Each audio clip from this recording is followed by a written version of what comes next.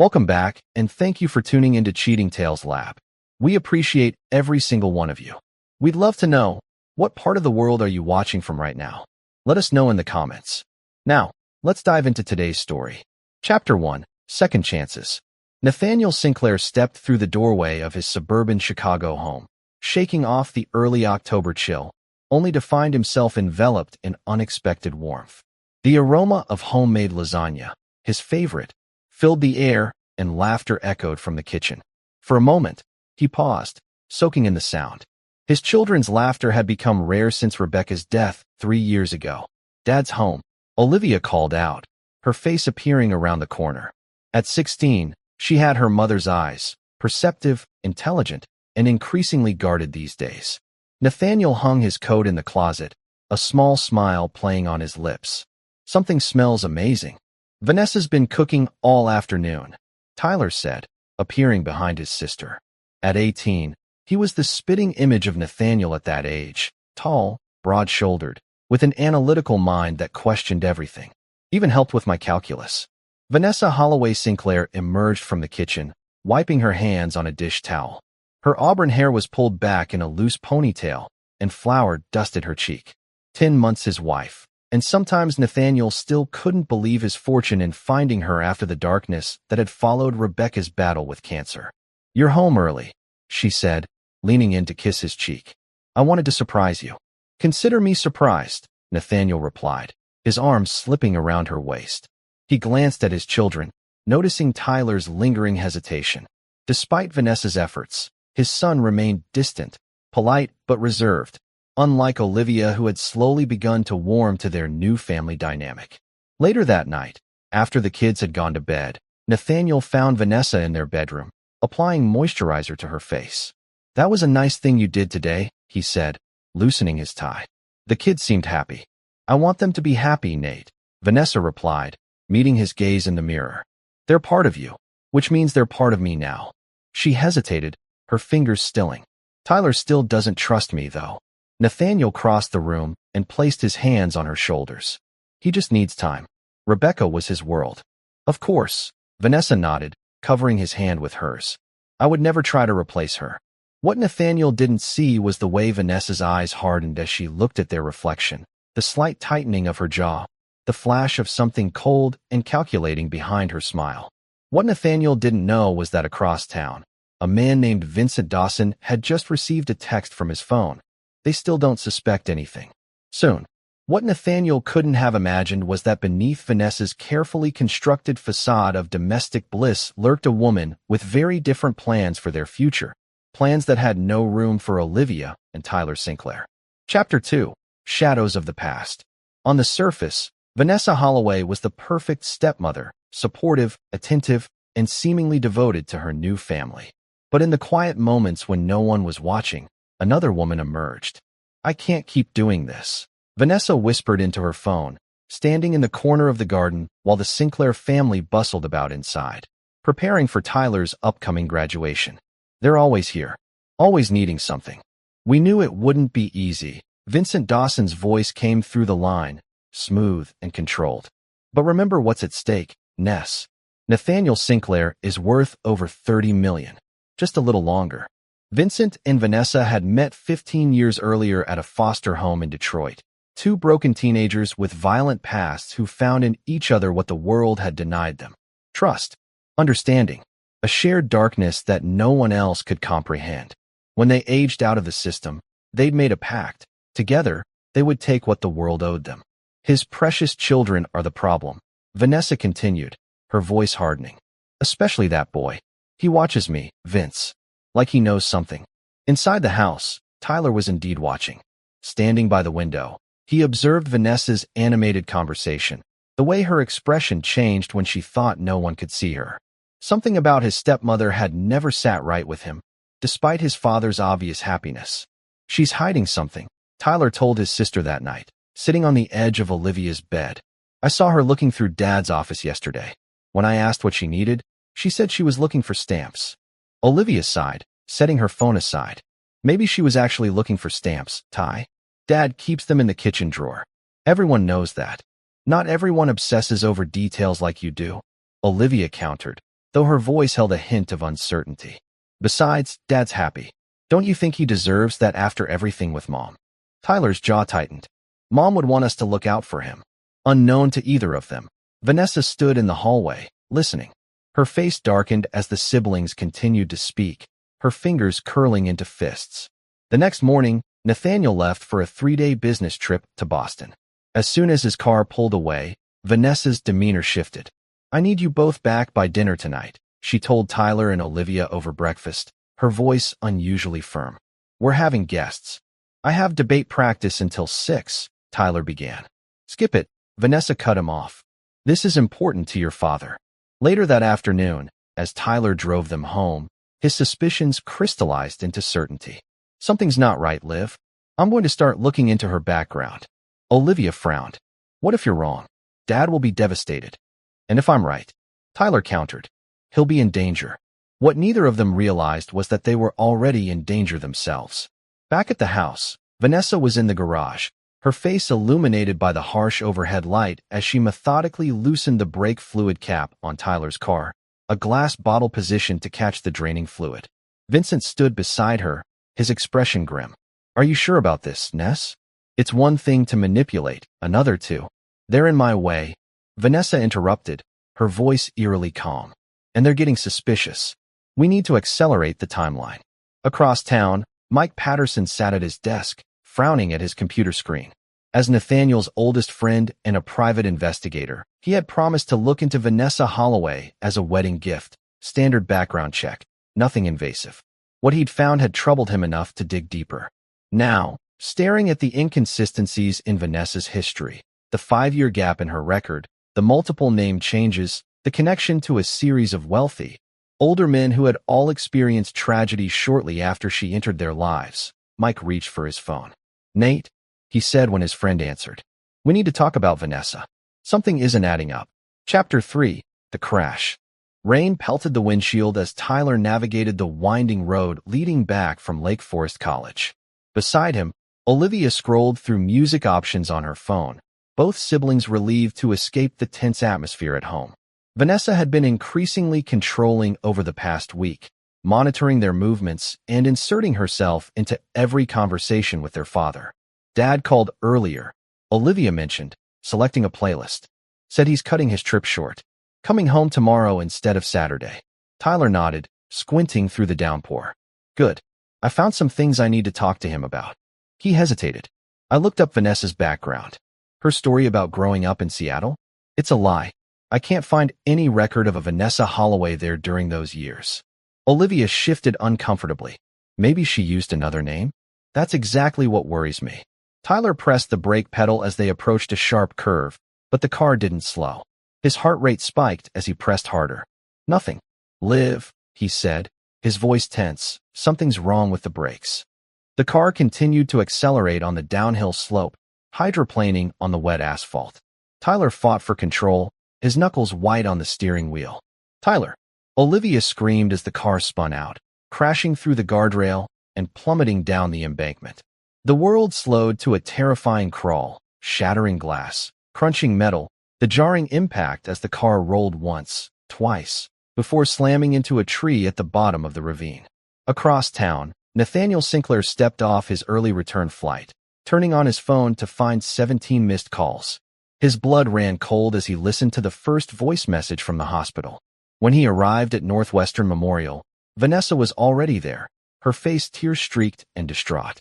"It was a terrible accident," she sobbed against his chest. "The police said the brakes failed. If they hadn't been wearing seatbelts." Nathaniel pushed past her to where a doctor waited with an update. Both children were alive but injured. Tyler with a broken arm and concussion, Olivia with 3 cracked ribs and a laceration requiring surgery. Later, sitting beside Olivia's hospital bed while she slept, Nathaniel received a text from Mike Patterson. "Call me immediately. It's about Vanessa." In the hallway, he made the call, his voice low. "This better be important, Mike. My kids are hurt." "That's exactly why it's important," Mike replied grimly. "Nate, I've found multiple links between Vanessa and a man named Vincent Dawson. They grew up together in foster care, not in Seattle like she claimed. And here's the thing. Dawson has a history of vehicle maintenance fraud. He worked at auto shops in 3 different states, each time leaving after customers experienced brake failures. Nathaniel's blood turned to ice. "Are you saying this wasn't an accident?" "I'm saying you need to be careful," Mike answered. "I'm also saying I had a forensic contact look at the photos from the crash site. The brake line wasn't worn, it was cut, Nate. Clean through." While Nathaniel processed this horrifying information, Vanessa stood at a vending machine around the corner, speaking quietly into her phone. "It didn't work," she hissed to Vincent. "They survived. Now what?" "Now we need to be smart," Vincent replied calmly. "If Sinclair suspects anything." "He doesn't," Vanessa interrupted, glancing over her shoulder. "He's devastated, distracted. This could still work in our favor. The kids will need recovery time, somewhere remote. I'll suggest my uncle's lake house." What she didn't know was that Nathaniel had silently approached from behind, his face a mask of controlled fury as he heard her words. He didn't confront her immediately. That wasn't how Nathaniel Sinclair operated. Instead, he retreated, his mind already formulating a plan.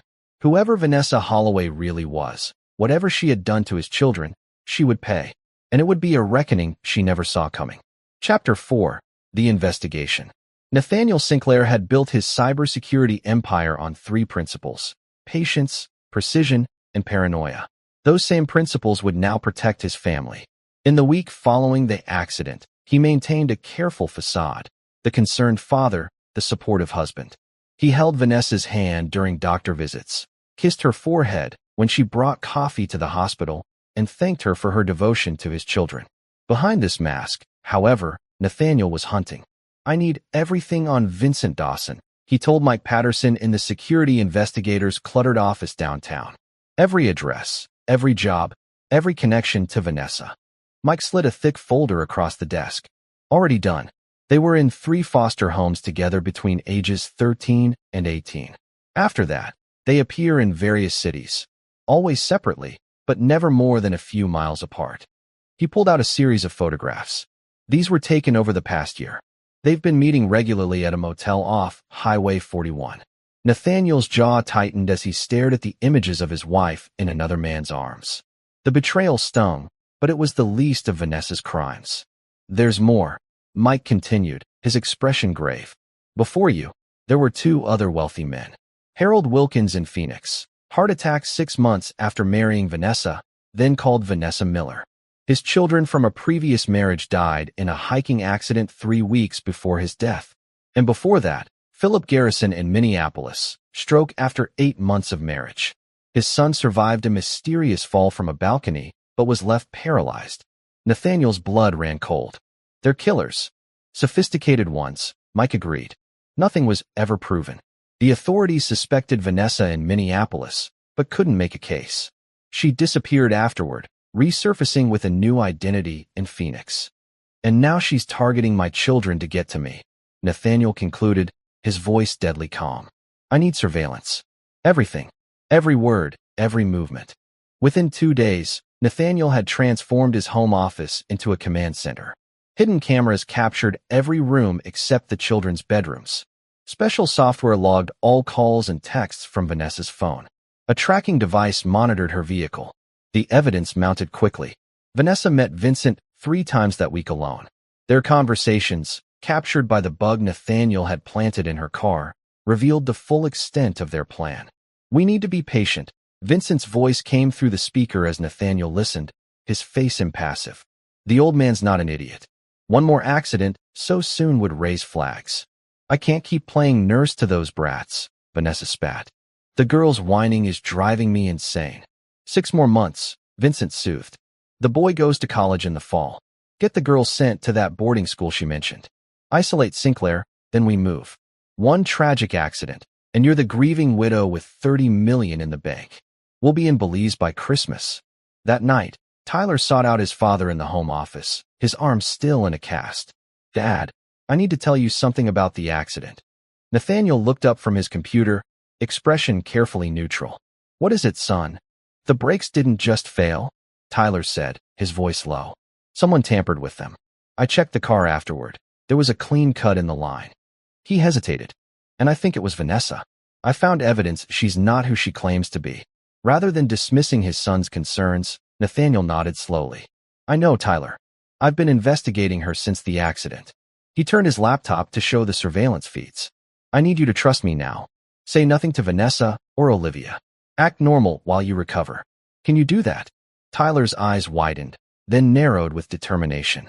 What's the plan? Justice, Nathaniel replied simply. But first, I need to understand exactly who we're dealing with. What Nathaniel didn't share with his son was the most disturbing discovery. The small vial of untraceable poison he'd found hidden in Vanessa's jewelry box that morning, labeled with Tyler's name. Chapter 5. The Confrontation. 3 weeks after the accident, Nathaniel invited Vanessa for a weekend getaway at a secluded cabin in Wisconsin. The children would stay with his sister under the guise of needing rest, though in reality, it was for their protection. The cabin, a rustic retreat on 50 private acres, had been prepared meticulously. Cameras hidden, escape routes planned, every contingency accounted for. It was time to confront the predator in his home. It's beautiful here, Vanessa remarked as they arrived, stepping onto the wraparound porch overlooking the lake. So peaceful. I thought we could use some time alone, Nathaniel replied, setting down their bags. It's been a difficult few weeks. That evening, after a dinner Nathaniel had carefully prepared himself, taking no chances with his food or drink. He poured 2 glasses of wine and joined Vanessa by the fireplace. To new beginnings, he toasted, watching her over the rim of his glass. Vanessa smiled, a practiced expression that no longer reached her eyes. New beginnings. Tell me about your childhood, Vanessa, Nathaniel said casually. You've mentioned Seattle, but never in detail. A flicker of something, wariness, perhaps, crossed her face before vanishing. Not much to tell. Ordinary suburban upbringing. Interesting, Nathaniel mused. Because I couldn't find any record of a Vanessa Holloway in Seattle during those years. He set his glass down slowly. In fact, the only Vanessa Holloway I could find was in the Detroit foster system, along with her constant companion, Vincent Dawson. The color drained from Vanessa's face, replaced by a hardness Nathaniel had glimpsed only in unguarded moments. You've been investigating me? After someone tried to murder my children? Nathaniel's voice remained eerily calm. Yes, I investigated. Just like the police investigated the cut brake lines on Tyler's car. For a moment, Vanessa seemed ready to continue denying everything. Then, like a mask being removed, her demeanor changed completely. The loving wife vanished, replaced by a cold, calculating stranger. It was nothing personal, she said, leaning back in her chair. Just business. You were supposed to be next, once the kids were out of the way. Why? Nathaniel asked, his rage contained behind a facade of curiosity. Why target family specifically? Vanessa's laugh was brittle. You want my tragic backstory? Fine. My mother married a rich man with 2 precious children from his first marriage. They tormented me for years while he looked the other way. When I was 16, he joined them. Decided I wasn't worth the investment after all. Her eyes darkened. I learned then that family is a myth. It's all about blood and money, and those who have neither are discarded. So you and Vincent became the predators instead of the prey, Nathaniel concluded. We take what we deserve, Vanessa replied unapologetically. Your children were just collateral damage. Nathaniel's expression didn't change, but something in his eyes made Vanessa shift uncomfortably. What happens now? She asked. You turn me in? Good luck proving anything. It would be your word against mine, and I'm very convincing when I need to be. She leaned forward. Or we could make a deal. I disappear. You keep your reputation intact. There's a third option, Nathaniel said quietly, reaching for his phone. He played a recording of their entire conversation, her confession captured perfectly. This is streaming to my lawyer's secure server as we speak. Vanessa's composure cracked. You bastard. No, Nathaniel interrupted, his voice finally betraying his rage. You came into my home. You pretended to love my children while plotting their deaths. You used my grief over losing Rebecca to manipulate me. He stood slowly. You blamed your actions on your difficult childhood. Let me show you what a real difficult childhood creates. Before Vanessa could react, the cabin door opened. Vincent Dawson entered, flanked by 2 large men Nathaniel had hired for security. Vincent, Vanessa gasped. What are you doing here? Your partner was quite cooperative once I explained the evidence against him, Nathaniel said coldly. 3 counts of attempted murder, conspiracy, fraud. He's looking at life in prison. Unless, of course, he helps me. Vincent wouldn't meet Vanessa's eyes. I'm sorry, Ness. It's over. He knows everything. The look of betrayal on Vanessa's face gave Nathaniel a moment of grim satisfaction, but it wasn't enough. Not nearly enough for what she had done to his family. Chapter 6. The Truth Unveiled. As dawn broke over the Wisconsin forest, Vanessa sat rigidly in a wooden chair, her wrists secured to the armrests, not with rope or tape, but with expensive zip ties that wouldn't leave marks. The recording equipment continued to run, documenting everything. Nathaniel Sinclair was nothing if not methodical. I want the complete truth, he said, pacing before her. Every name you've used, every family you've targeted, every death you've caused. Vincent sat in the corner, ashen-faced under the watchful eye of one security guard while the other stood near the door. This is kidnapping, Vanessa hissed, testing her restraints. This is a private intervention, Nathaniel corrected smoothly. My security team is here to ensure no one gets hurt while we have a long overdue conversation. You're free to leave once we've finished. The implied if hung in the air between them. Vincent has already told me about Philip Garrison and Harold Wilkins, Nathaniel continued. But I suspect there were others before them. Vanessa's eyes flicked to Vincent, who wouldn't meet her gaze. Traitor, she spat. He made a rational decision, Nathaniel replied. Self-preservation is a powerful motivator, something you should consider. For hours, the questioning continued. Gradually, the full picture emerged, a decade-long string of wealthy targets, elaborate cons, and accidents that had never been connected. 5 families destroyed, 8 deaths, millions stolen through carefully structured insurance policies and wills. You're not just killers, Nathaniel observed, his voice coldly analytical. You're architects of misery. You don't just take lives, you destroy the survivors. You leave children orphaned, families shattered. Spare me the moral outrage, Vanessa sneered. Men like you take what you want every day and call it business. At least I'm honest about being a predator.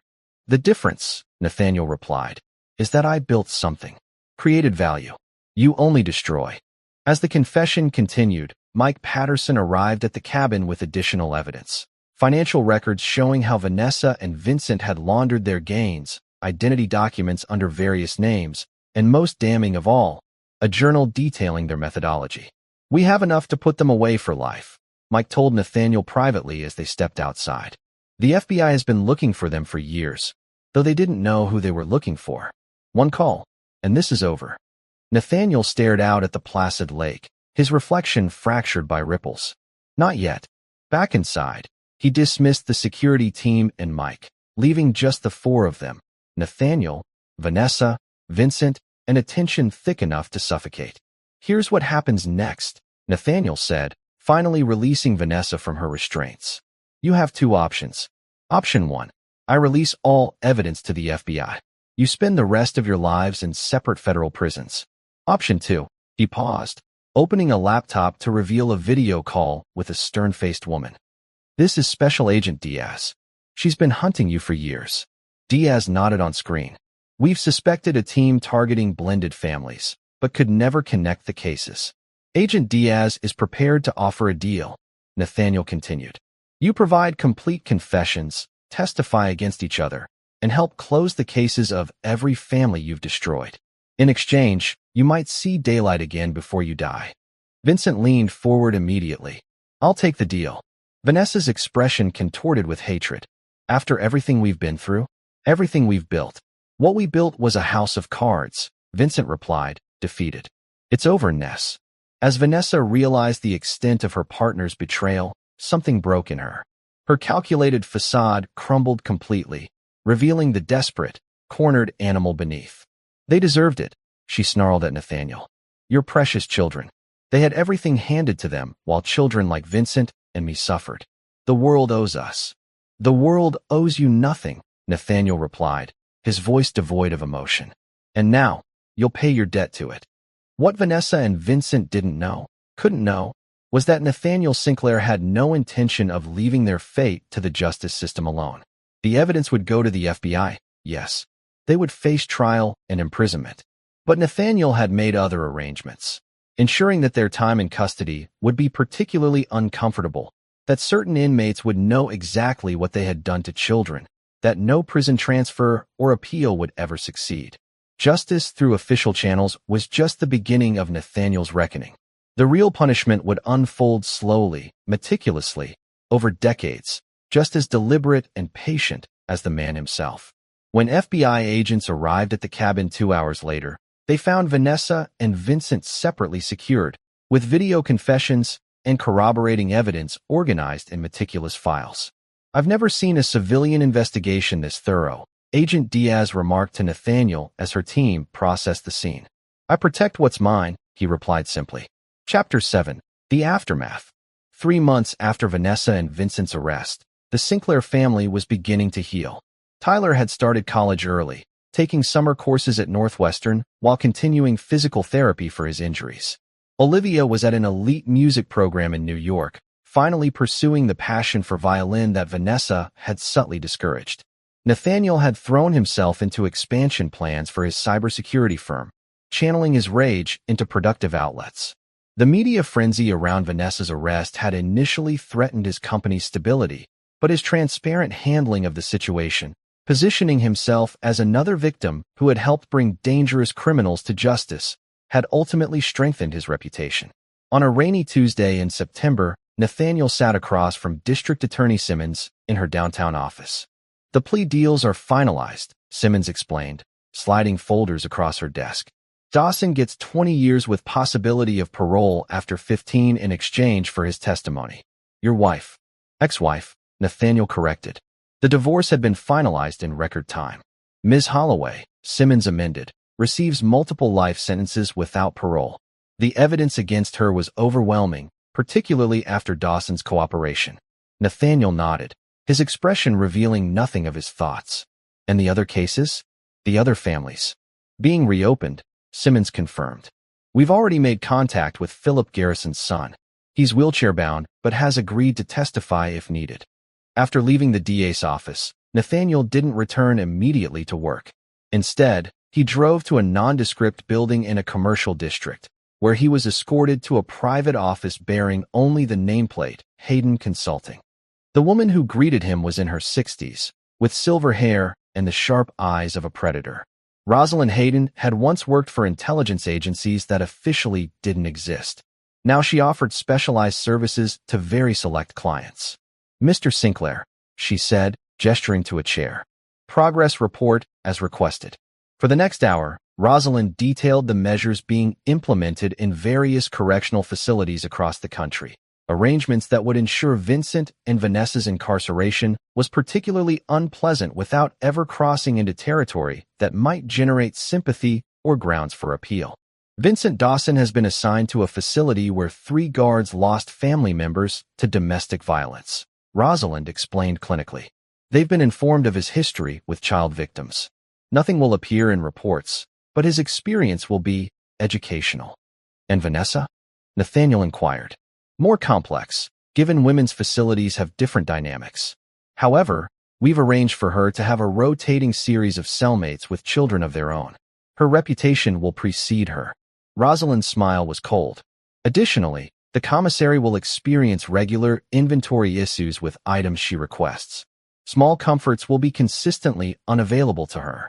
Medications for minor ailments will be delayed. Mail will be misplaced. Death by 1,000 cuts," Nathaniel observed. "Precisely.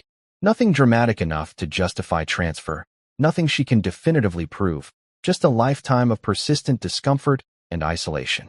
Later that evening, as Nathaniel reviewed the files from Rosalind, his phone rang. It was Tyler. "How did it go with the DA?" his son asked. "As expected," Nathaniel replied. "They'll never breathe free air again." There was a pause. "Is that enough? After what they tried to do to Liv and me?" Nathaniel considered how much to share with his son. Tyler was young, but had been forced to grow up quickly. "Let's just say I've made additional arrangements to ensure their punishment fits their crimes." "Good," Tyler said simply.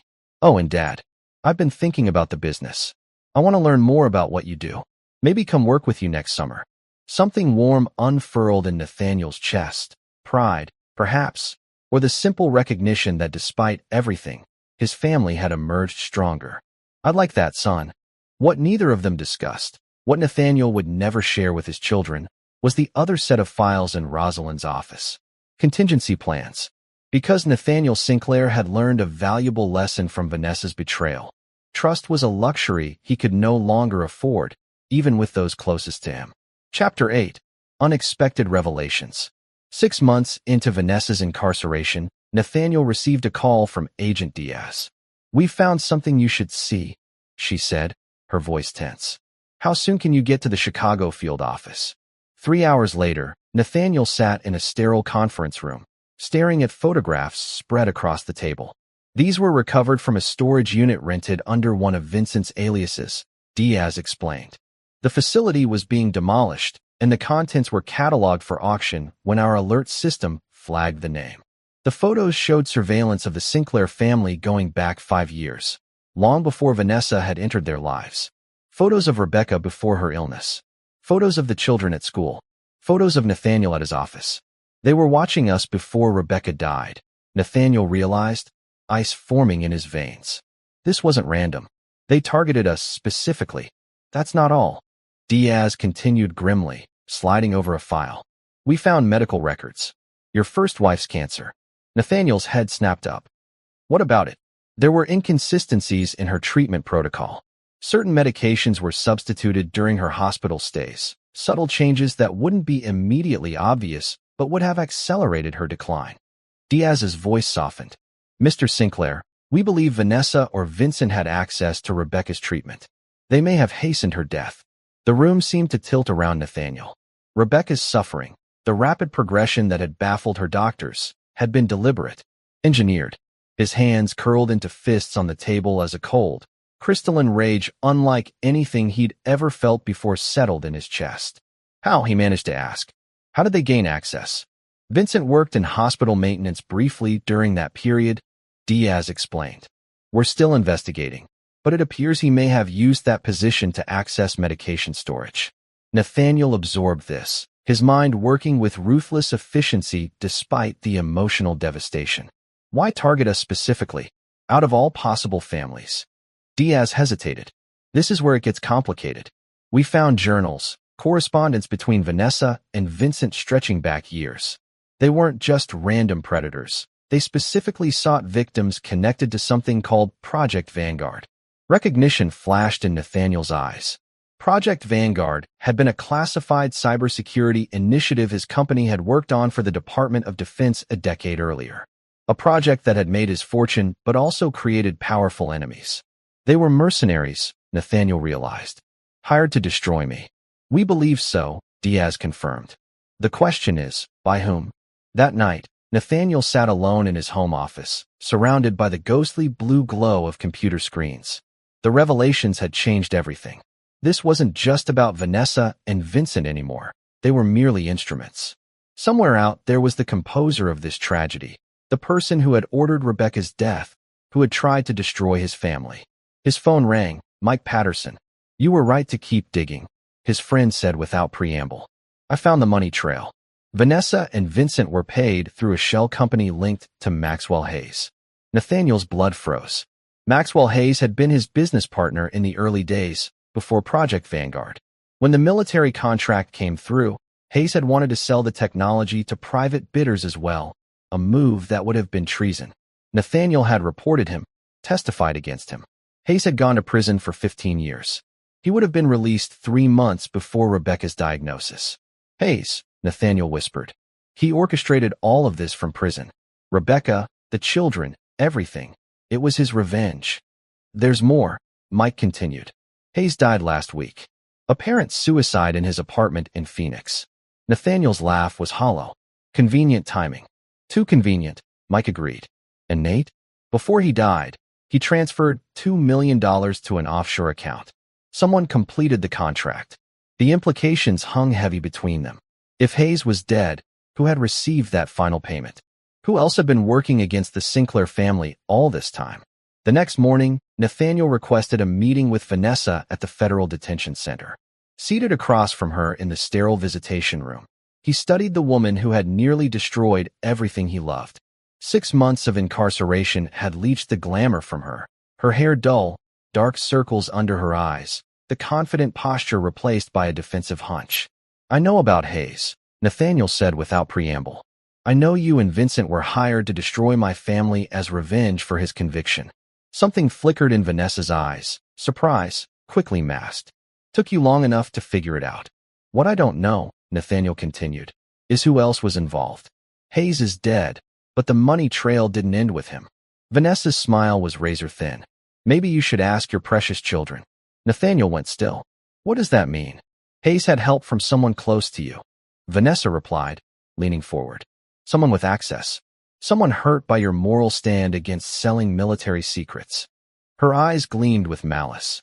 I'll give you a name, for a price. You're in no position to negotiate, Nathaniel replied coldly. Aren't I? You came to me, Nate. And now you know there's still a traitor in your house. She sat back. Transfer me to medium security, arrange certain privileges, and I'll tell you who really helped destroy Rebecca. Nathaniel studied her, his expression unreadable. No deal. As he stood to leave, Vanessa called after him. They'll strike again. You think this is over? Hayes planned this for years. The final act is still coming. Nathaniel paused at the door, looking back at the desperate woman. Then I'll be ready. And whoever it is will face the same justice you did. His voice dropped to a whisper that carried across the room. The same unending punishment. The same systematic dismantling of everything they value. Outside, Nathaniel sat in his car, hands gripping the steering wheel as he processed Vanessa's implication. Could someone in his inner circle truly be involved? The thought was almost unbearable, another betrayal layered on top of so many others. There were only a handful of possibilities, each unthinkable. Mike, his oldest friend. His sister Alexandra, who had always been jealous of his success. Or most horrifying of all, could one of his children have been manipulated by Hayes? Tyler had been just 14 when Hayes went to prison, impressionable and angry at the world after his mother fell ill. Nathaniel started the car, his decision made. The investigation would continue, this time into those closest to him. No one would be above suspicion, and when he found the final traitor, there would be no mercy, only reckoning. Chapter 9, The Final Betrayal. Winter descended on Chicago with bitter winds and early darkness. In the 3 weeks since his meeting with Vanessa, Nathaniel had pursued the investigation with cold precision, examining every connection, every financial transaction, every communication involving his inner circle. The evidence accumulated slowly but inexorably, pointing toward a conclusion he had desperately hoped to avoid. It can't be right, he told Mike as they sat in Nathaniel's secure office late one evening. There must be another explanation. Mike shook his head grimly. The money trail is clear, Nate. For deposits to an account in the Caymans, accessed multiple times from Alexandra's home network. And look at the timeline. She was with Rebecca during each of those hospital stays when the medications were tampered with. Alexandra, his sister, the woman who had held him when they'd received news of their parents' death 30 years earlier. The woman who had organized Rebecca's funeral, who had helped care for the children during the worst of their grief. Why? Nathaniel whispered. What could Hayes possibly have offered her? It might not have been what he offered, Mike suggested carefully. It might have been what she already wanted. Nathaniel stared at the evidence laid out before him. Bank transfers, email exchanges, phone records, all pointing to a terrible truth.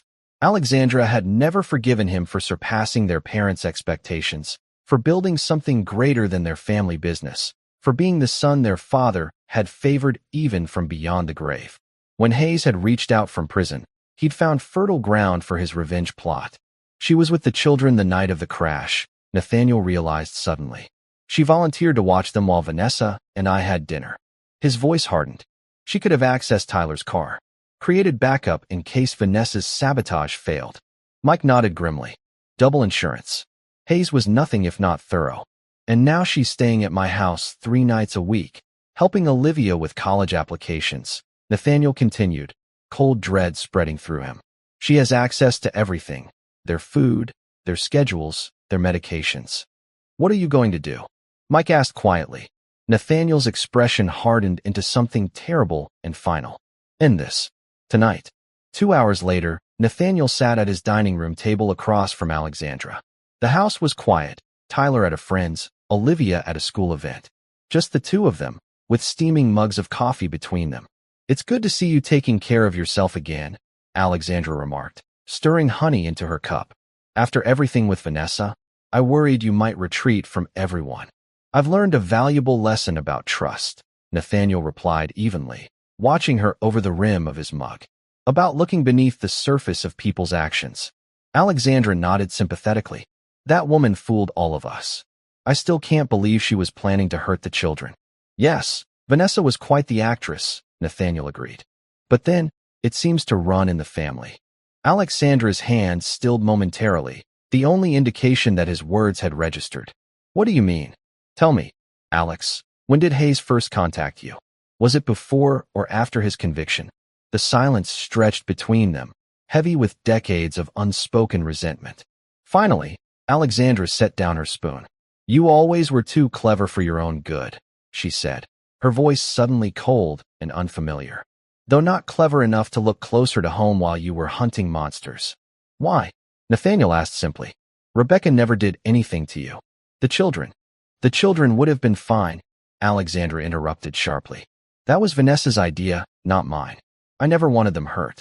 I just wanted you to suffer like I suffered. To lose what I lost. And what was that exactly? Everything. Alexandra's composure cracked. Father's approval. The company inheritance. The perfect marriage. Her eyes glittered with long-nursed grievances. You took it all without even trying, while I worked twice as hard for half the recognition. So you helped kill my wife, Nathaniel stated flatly. You conspired with Hayes to introduce a sociopath into my home. You stood by while Vanessa targeted my children. Alexandra had the grace to look momentarily ashamed. Rebecca was already sick. I just helped things along. And I didn't know what Vanessa planned for the kids. That wasn't supposed to happen. But you did nothing to stop it when you found out. By then, I was in too deep. She studied him across the table. What happens now? You turn me in like the others. Nathaniel regarded his sister. This stranger wearing a familiar face. The police are already on their way. Mike has delivered all evidence to Agent Diaz. Alexandra's eyes darted to the windows, calculating an escape. You'll regret this, Nate. I know things about you. Things from Project Vanguard that never made it into official reports. If I go down, you'll follow. I'm prepared for that, Nathaniel replied calmly. Are you prepared for what comes next? Federal prison is uncomfortable for wealthy white-collar criminals, especially those who harm children. Alexandra's expression faltered as the implication sank in. You wouldn't. I've already made arrangements similar to those for Vanessa and Vincent, Nathaniel confirmed, his voice devoid of emotion. Every day of your incarceration will be carefully curated to maximize discomfort while minimizing grounds for transfer or appeal. You'll live a long life, Alex. A long, miserable life with no reprieve. The sound of sirens growing closer penetrated the room. Alexandra's face crumpled, the magnitude of her situation finally hitting home. We're family, she whispered desperately. We were, Nathaniel corrected. Now you're just another traitor who underestimated what I would do to protect what's mine.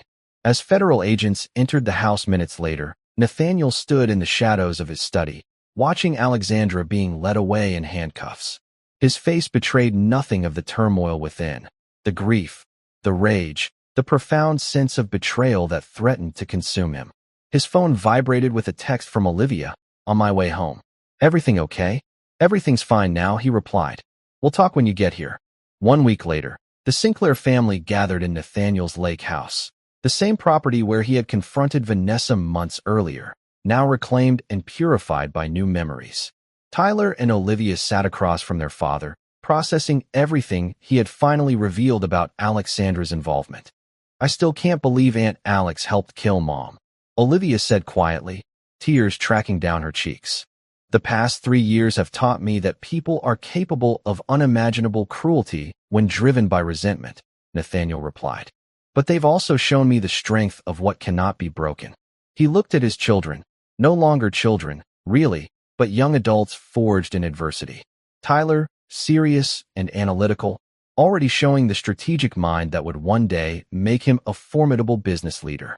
Olivia, sensitive but resilient, her emotional intelligence balanced by a newly developed wariness. What happens now? Tyler asked. Do we just move on? We rebuild, Nathaniel corrected. Stronger, wiser. His expression hardened momentarily. And we remain vigilant. Trust must be earned, never freely given. What he didn't say What he would never share with them was how the experience had fundamentally altered him. Nathaniel Sinclair had entered this crucible as a successful businessman and devoted father. He emerged as something else entirely, a man who had stared into the darkest corners of human nature and learned to navigate them without flinching. A man who had discovered within himself a capacity for calculated retribution that mirrored the very predators he had defeated. His children saw only the protective father, the avenging patriarch who had safeguarded their future. They didn't see, couldn't comprehend, the network of contingencies he had established, the systems of surveillance that would remain in place indefinitely, the cold equations that now governed his assessment of every relationship in his life, including, in moments of his darkest thoughts, even them. "We're going to be okay, Dad," Olivia said, reaching for his hand across the table. Nathaniel smiled, squeezing her fingers gently. "Yes," he agreed. "We are."